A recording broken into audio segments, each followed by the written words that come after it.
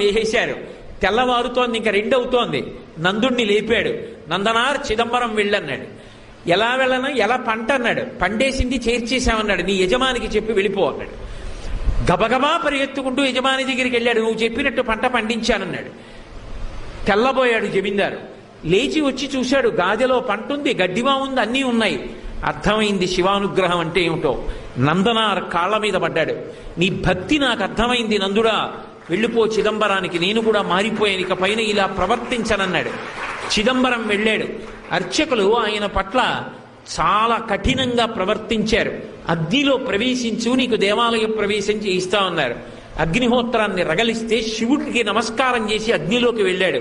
అగ్నిహోత్రం పుష్పమాలయ్యి ఆయన మెడలో పడింది. శంకరుడి దగ్గరికి వెళ్ళి నటరాజస్వామిని చూస్తూ ఆనందపడిపోయాడు. ఆ సంతోషంలో చూస్తుండగా నందునిలో ఉన్న తేజస్సు వెళ్ళి నటరాజస్వామి యందు ఐక్యం అయిపోయింది.